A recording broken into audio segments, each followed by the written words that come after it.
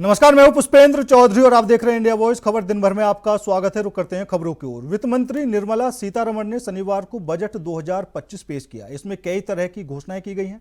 प्रधानमंत्री नरेंद्र मोदी ने बजट के लिए निर्मला सीतारमण को बधाई दी। पीएम ने कहा कि हर कोई आपकी प्रशंसा कर रहा है, बजट बहुत अच्छा है। प्रधानमंत्री ने कहा कि यह बजट सामान्य नागरिक विकसित भारत के मिशन को पूरा करने वाला है। ये बजट इन्वेस्टमेंट कंजम्पशन को बढ़ाएगा। मैं वित्त मंत्री और उनकी टीम को जनता का बजट बताने के लिए बधाई देता हूं।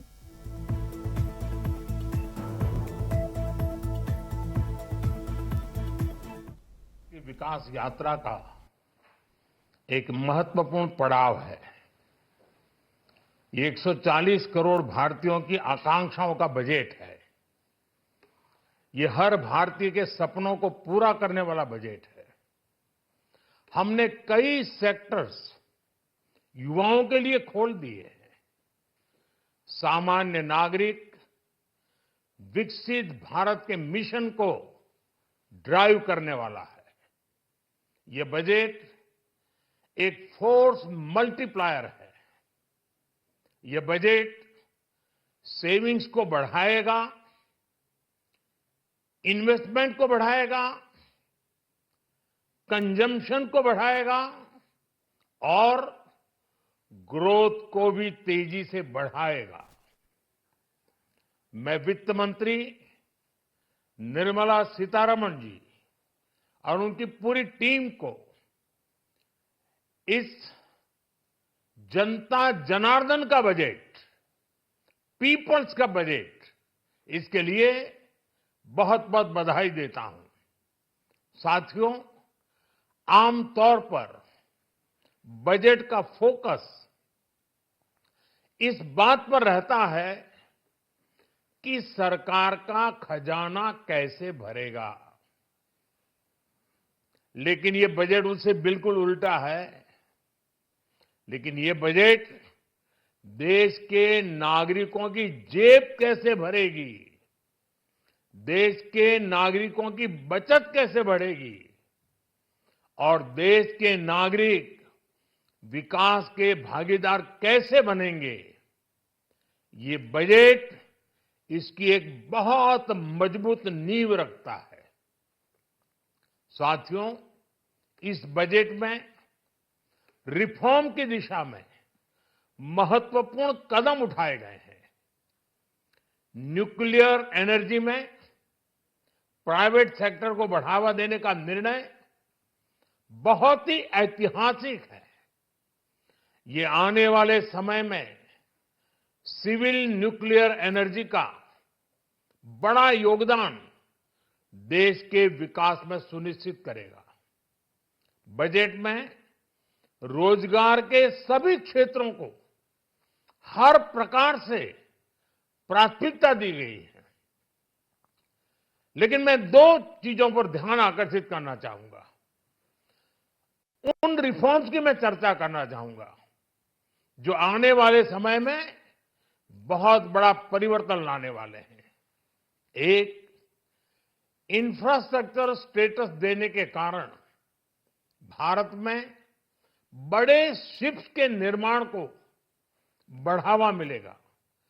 आत्मनिर्भर भारत अभियान को गति मिलेगी और हम सब जानते हैं कि शिप बिल्डिंग ये सर्वाधिक रोजगार देने वाला क्षेत्र है।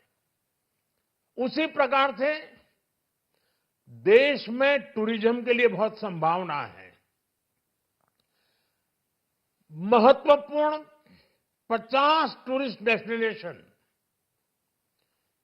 वहां पर जो होटल्स बनाएंगे, उस होटल को पहली बार इंफ्रास्ट्रक्चर के दायरे में लाकर टूरिज्म पर बहुत बल दिया है। इससे हॉस्पिटैलिटी सेक्टर को, जो रोजगार का बहुत बड़ा क्षेत्र है, और टूरिज्म जो रोजगार का सबसे बड़ा क्षेत्र है, एक प्रकार से चारों तरफ रोजगार के अवसर पैदा करने वाला एक क्षेत्र को ऊर्जा देने वाला काम करेगा। आज देश विकास भी, विरासत भी इस मंत्र को लेकर चल रहा है। इस बजट में भी इसके लिए भी बहुत महत्वपूर्ण और ठोस कदम उठाए गए हैं। 1 करोड़ पांडुलिपियों के लिए संरक्षण के लिए, मैन्युस्क्रिप्ट के लिए ज्ञान भारतम मिशन लॉन्च किया गया है। साथ ही भारतीय ज्ञान परंपरा से प्रेरित एक नेशनल डिजिटल रिपोजिटरी बनाई जाएगी। यानी टेक्नोलॉजी का भरपूर उपयोग किया जाएगा और हमारा जो परंपरागत ज्ञान है उसमें से अमृत निचोड़ने का भी काम होगा। साथियों, बजट में किसानों के लिए जो घोषणा हुई है वो कृषि क्षेत्र और समूची ग्रामीण अर्थव्यवस्था में नई क्रांति का आधार बनेगी। पीएम धन धान्य कृषि योजना के तहत 100 जिलों में सिंचाई और इंफ्रास्ट्रक्चर का डेवलपमेंट होगा। किसान क्रेडिट कार्ड की लिमिट 5 लाख तक होने से उन्हें ज्यादा मदद मिलेगी। साथियों, अब इस बजट में 12 लाख रुपए तक की आय को टैक्स से मुक्त कर दिया गया है। सभी आय वर्ग के लोगों के लिए टैक्स में भी कमी की गई है। इसका बहुत बड़ा फायदा हमारे मिडिल क्लास को, नौकरी पेशे करने वाले जिनकी आय बंधी हुई है ऐसे लोगों को, मिडिल क्लास को इससे बहुत बड़ा लाभ होने वाला है। बजट में इनकम टैक्स को लेकर बड़ी राहत दी गई है। न्यू टैक्स रिजीम के तहत अब 12 लाख रुपए तक की कमाई पर कोई टैक्स नहीं देना होगा। नौकरी पेशा लोगों के लिए 75,000 के स्टैंडर्ड डिडक्शन के साथ यह छूट 12.75 लाख रुपए हो जाएगी। न्यू टैक्स रिजीम की स्लैब में भी बदलाव किया गया है। पुरानी टैक्स रिजीम में कोई बदलाव नहीं किया गया है। The budget actually says several things about our path towards Viksit Bharat. It has invested in agriculture. It has certainly looked at rural prosperity, focuses on urban development, particularly looking at urban workers, and continues to lay emphasis on reforms. 6 specified sectors have been identified and I spoke about it in the budget. Sectors in which we will continue our reform agenda. प्रधानमंत्री नरेंद्र मोदी जी के मार्गदर्शन में जिस ढंग से केंद्रीय वित्त मंत्री निर्मला सीतारमण जी ने बजट प्रस्तुत किया है उसमें किसानों का विशेष ध्यान रखा गया है। किसानों के साथ साथ युवाओं, महिलाओं, नौजवानों, व्यापारियों, मध्यम वर्ग, निम्न वर्ग, इसके अलावा देश की अर्थव्यवस्था को मजबूती देने वाला बजट है। पहली बार किसानों को कई मामलों में उनके जीवन स्तर को ऊपर उठाने वाला बजट है। उनको किसान क्रेडिट कार्ड पर विशेष रियायत देने का फैसला हुआ, उसकी लिमिट भी बढ़ाई गई है। किसान क्रेडिट कार्ड किसान के लिए वरदान जैसा था। 1998 में इस योजना का प्रारंभ हुआ था और किसानों को नाम मात्र के ब्याज पर 4% ब्याज पर 3 लाख रुपए का लोन मिलता है। अगर प्राकृतिक आपदा आ जाए, कोई और दिक्कत पड़ जाए तो ऋण वापसी की अवधि को भी बढ़ाया जाता है, बिना ब्याज की दर बढ़ाए। अब तक यह लिमिट थी 3 लाख, इसको 3 लाख से बढ़ा के 5 लाख रुपया किया गया है।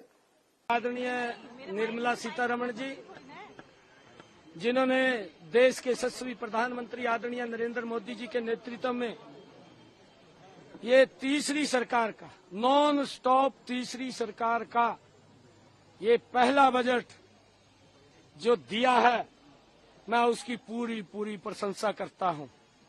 ये बजट ये देश के गरीब, ये देश के युवा, ये देश के अन्नदाता, ये देश की नारी के सशक्तिकरण, युवाओं को रोजगार के लिए, किसान को खुशहाली की तरफ ले जाने वाला बजट और गरीब का उत्थान करने वाला बजट, ये नरेंद्र मोदी जी की सरकार ने जो नॉन स्टॉप तीसरे कार्यकाल का पहला बजट दिया है, इसकी मैं पूरी पूरी प्रशंसा करता हूं। As far as pulses is concerned, we have already seen mission for the Atmanirbhar of pulses, 6-year mission with the special focus on the Tur, Urd and Masoor.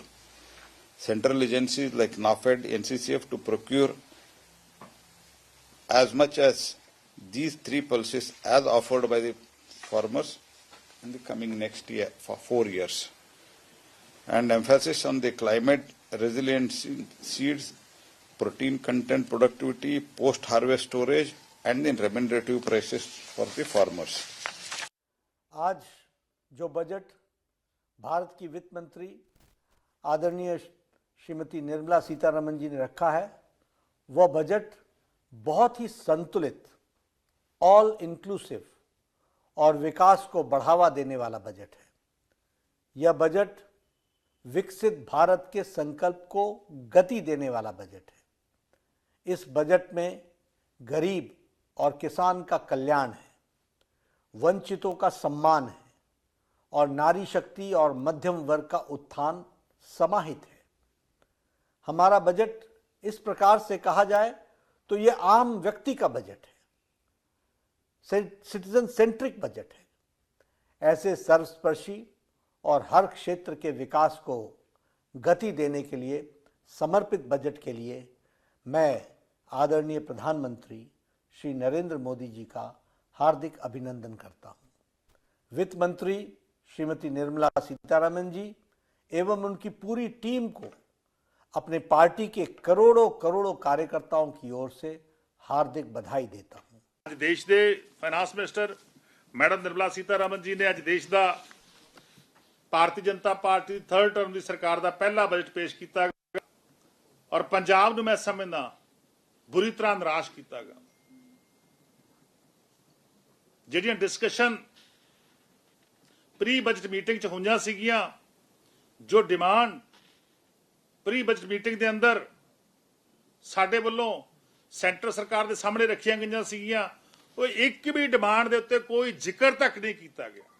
वित्त मंत्री आदरणीय निर्मला सीतारमण जी ने आज पार्लियामेंट में हिंदुस्तान के विकास को फोकस रखते हुए ऐतिहासिक बजट पेश किया और उस बजट सर्वस्पर्शी है। सभी वर्गों को और सभी समुदायों को, सभी क्षेत्रों को विकास कैसे हो, इसका मेन फोकस किया गया है। मध्यम वर्ग को मेन टारगेट कर कि हमारा मध्यम वर्ग कैसे आर्थिक रूप से मजबूत बने, आर्थिक स्थिति उनकी ठीक हो, और इसको लेकर के बजट में मेन फोकस का है। चाहे टैक्स स्लैब का विषय हो या काश्तकारों को राहत देने का विषय हो, एमएसएमई में बहुत बड़ा बूस्ट लाने का विषय हो, इन सब पर मेन फोकस किया गया है। फिलहाल रुकते हैं छोटे से ब्रेक के लिए। ब्रेक के बाद खबरों का सिलसिला लगातार जारी है। ब्रेक के बाद एक बार फिर आप सभी का स्वागत है। रुक करते अगली खबर का। प्रयागराज महाकुंभ में मची भगदड़ के बाद मुख्यमंत्री योगी आदित्यनाथ महाकुंभ क्षेत्र में आए हैं। इस दौरान उन्होंने महाकुंभ का जायजा लिया है और आने वाले शाही स्नान को लेकर अधिकारियों को भी दिशा निर्देश दिए हैं। मुख्यमंत्री योगी आदित्यनाथ ने कहा कि मौनी अमावस्या के अवसर पर संत समाज ने पूरा धैर्य दिखाया। एक चुनौती हम सभी के सामने है। कुछ पूर्ण आत्मा एक हादसे का शिकार हो गई। उन हालातों में भी हमारे संत समाज ने एक अभिभावक के तौर पर उस परेशानी का सामना किया। सनातन धर्म के आधार स्तंभ है। आपका व्यवहार, आपका आचरण पूरे सनातन धर्म को ही नहीं, पूरे देश और पूरी दुनिया को एक नई दिशा देता है। विपरीत परिस्थितियों में धैर्य से उसका सामना करते हुए, चुनौती का सामना करते हुए अपने इस अभियान को आगे बढ़ाना, क्योंकि सनातन धर्म ही मानव धर्म है। सनातन धर्म रहेगा तो मानव धर्म रहेगा, मानवता रहेगी, इस सृष्टि रहेगी। और मैं अभिनंदन करूंगा उन पूज्य संतों का जिन्होंने मौनी अमावस्या के अवसर पर पूरे धैर्य के साथ एक चुनौती हम सबके सामने आई।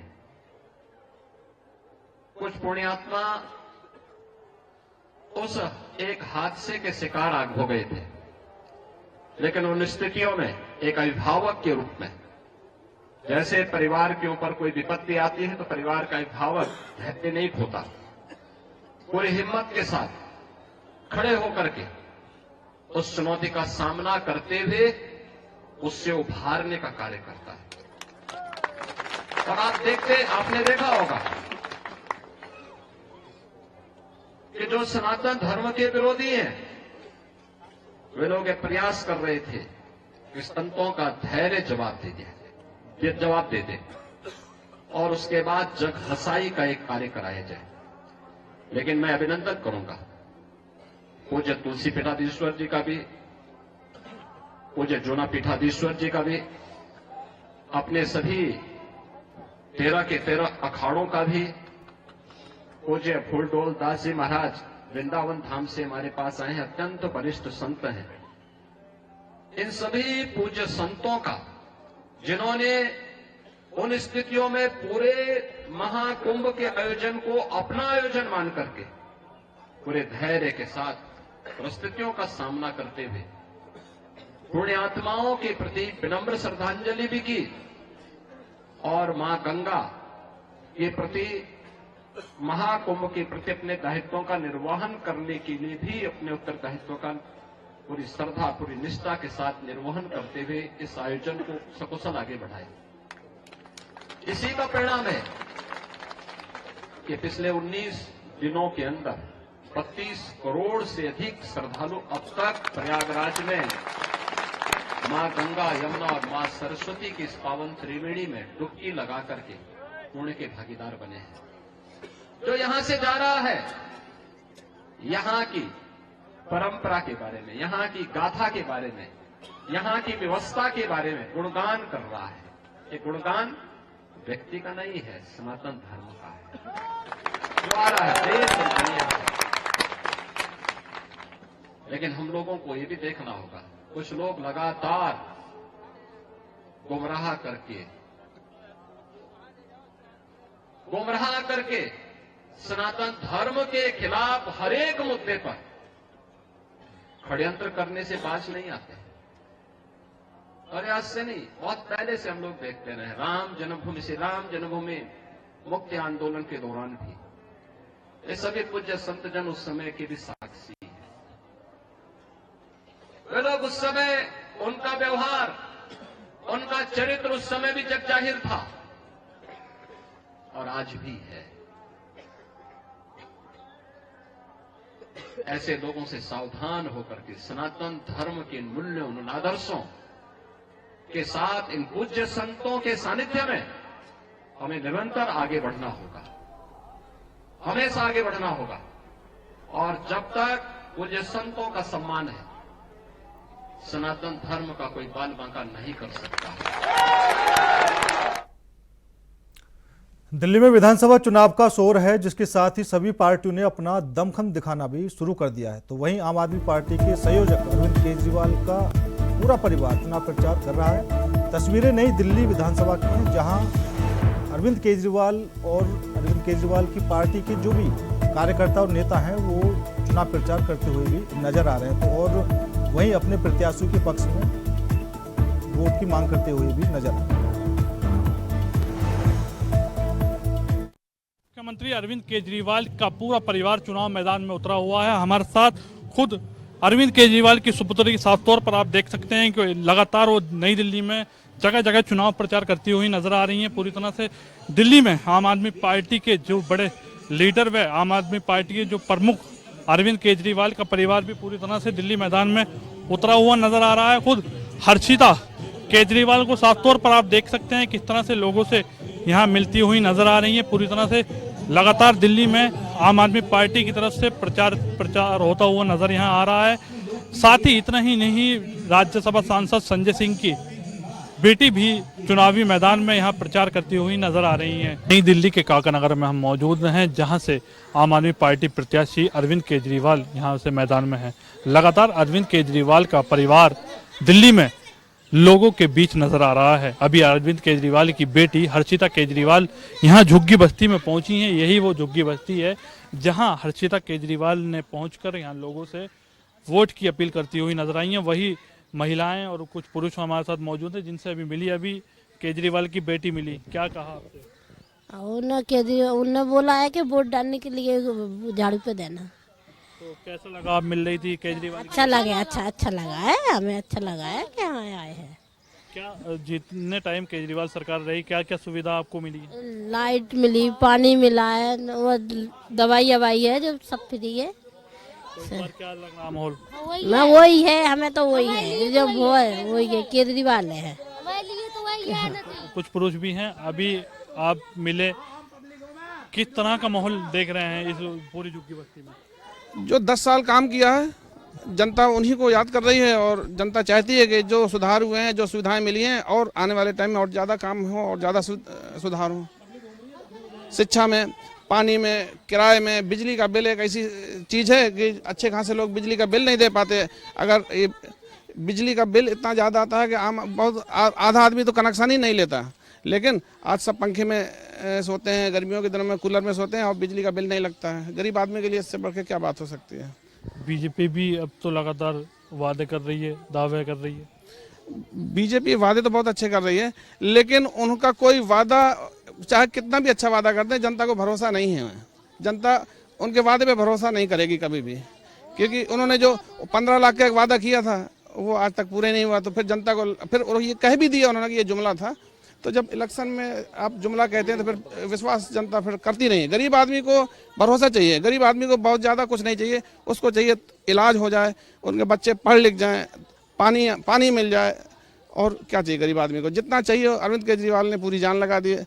10 साल से काम कर रहे हैं। आने वाले टाइम में उन्होंने कहा कि हम रोजगार भी देने की कोशिश करेंगे गरीबों को, उसकी नीतियाँ बनाएंगे कि लोगों को कम से कम थोड़ा गरीबी से निकलने का रास्ता खुले। और लोग भी हमारे साथ मौजूद हैं। अभी केजरीवाल की बेटी मिली, आपसे क्या कहा? मुझे बहुत अच्छा लगा बात करते हुए, और काम भी अच्छा करा है केजरीवाल जी ने। अभी मैं यहीं इसी झुग्गी में रहता हूँ, 15-20 साल हो गई, अभी तक सब सही है और आगे भी इनका ही होना चाहिए। और लोग भी हमारे साथ मौजूद हैं। जिस तरह से लगातार नेता आ रहे हैं, बस्ती में और भी नेता आ रहे हैं, बहुत से नेता आ रहे हैं सर, लेकिन वो तो मन क्या है? मन तो केजरीवाल का ही सरकार हम लोग बनाएंगे सर, और हम अपना मत जो है सर केजरीवाल को ही देते हैं और देते रहेंगे। मतलब पूरा मन बना चुके हैं? जी सर। तो साफ तौर पर आपने देख रहे हैं किस तरह से इसी झुग्गी बस्ती में केजरीवाल की बेटी हर्षिता, जो लगातार लोगों से मिलती हुई यहाँ नजर आई, लोगों से वोट की अपील करती हुई नजर आई। साफ तौर पर जो झुग्गी वासी हैं उनका साफ तौर पर यही कहना है, जो बीजेपी के वादे हैं उनसे यहाँ लोग अभी पूरी तरह से उन पर भरोसा करते हुए नहीं नजर आ रहे हैं। लगातार केजरीवाल का परिवार दिल्ली में वोट की अपील करता हुआ नजर आ रहा है। सादिक खान, इंडिया वॉइस, नई दिल्ली। फिलहाल मेरे साथ इस बुलेटिन में इतना ही। बाकी देश और दुनिया की तमाम खबरों के लिए देखते रहिए इंडिया वॉइस।